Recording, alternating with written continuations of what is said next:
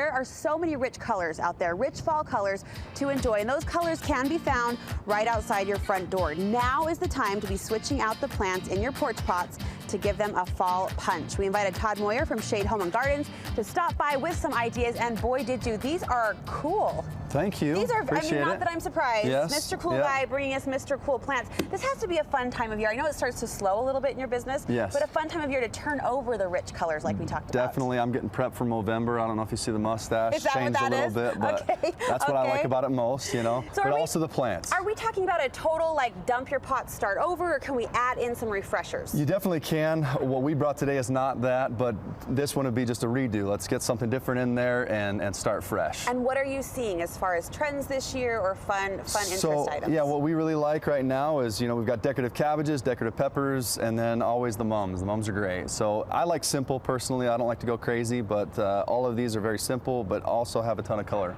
Can we start with the peppers? Yes, because that definitely. Totally grabbed my attention. Speaking of color, you've got a bunch of varieties here. And that's what's surprising to most people. They think there's just one color of pepper and you just eat it, right? Not the case. You don't want to eat any of these, but there's a ton of different colors. There's oranges, yellows, reds, and there's even deeper reds. And so it makes it nice when you have other plants that you can contrast the color. These are amazing. Would I put these by a traditional plant like a mum, or do these kind of stand alone in their own modern way? No, I think they look great, and they, you know, as we're going through kind of our rules, you know, that aren't rules, but more rules of thumb, you know, adding those in to get a different color contrast is always going to be amazing in the pot. All right, give us some other guidelines. Yeah, so basically what we try and do, and like I said, they're not necessarily rules, but we want to just make sure that, you know, we're taking, let's say it's this mum here, it's purple. I don't want to go and take another purple cabbage, put it right next to it, because it's going to get lost. Okay. And so this is going to stand out. So you want some contrast. Instead of that, you know, we take a green cabbage, put it in front, and it makes the difference. And then adding in, you know, the pepper, you know, you get a little yellow in there, and you just have a good color contrast. Look how cool that is. And super simple. I mean, it's not, we don't have to overthink it. It gets really simple, and you know, it's not rocket science, it's plants. Well, I like that line. That should be a bumper sticker. Yes. It's not rocket science, it's plants. But as far as simplicity, if we're going down that road, how many colors are too many? Do you have a good rule of thumb there? I typically only want to go for 3, 3 to 4, and you know, it's that, you know, you want your 3 different types of plants usually. Something tall. Call on me. Something, Thriller, spiller, filler. Yes, we got it. Done. Yeah. So something tall, something that's going to trail.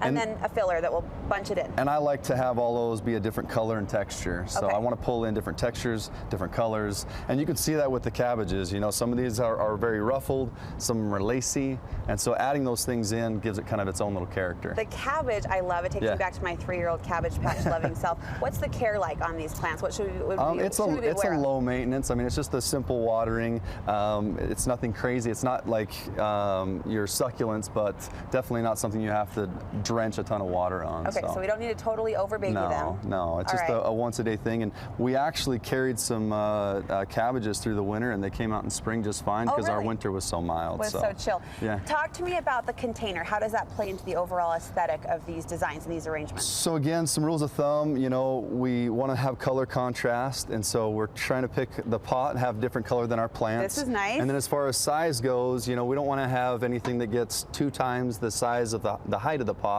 as far as the plant goes, and usually about 1.5 times the width. So we take something that we know is going to stay a little more narrow, and that's where we want to pull out our tags in the plant, see how wide it gets, how tall it gets, and then base it on those kind of rules of thumb. Do people typically go too small or too big with the container? As far as mistakes I think you have made. both, right? Because there's definitely those people who have no clue how big the plant gets, and so like, just throw it in, don't realize it's going to grow. That would kind of be me. It's like the spruce in the front yard. You put it right next to your house and it looks so cute, and then it gets giant. Yeah, and then it dwarfs the house. Yes. All right, any other varieties here you want to draw our attention to? I wouldn't mind showing you the cactus for those people who don't want to maintain stuff. Yeah, talk to us about that. So that's just a cactus. You know, I'm a guy who likes to go on vacation, and every time I go on vacation, we have to switch out our plants because we kill them all.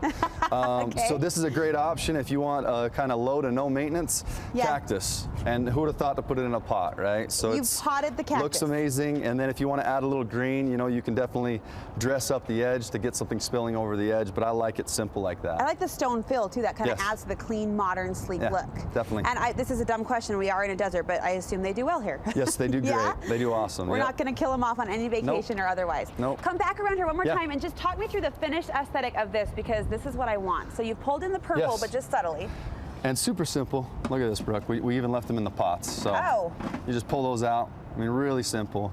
And then, like I said, you know, we wanted to keep our color contrast together, so we went purple, white, and then we went kind of a darker orangey red. I love it. I think just looking is inspiration, knowing the colors that are out there, and the cool varieties like the peppers, the cactus, the cabbage, those unique textures that you can pull in. All right, fun time of year at the shop, I imagine. Yes, it is. I mean, weddings are going like crazy, and everyone's having a blast there. We've done a lot to improve that, so it's been good. Are you seeing a lot of fall weddings? Oh yeah, for sure. People love it, and it's a garden center, so you get a lot of cool things happening at the garden center, and it's really ornate, and we have a lot of plants in there. It's beautiful. They've done a cool thing, combining kind of the garden with the decor.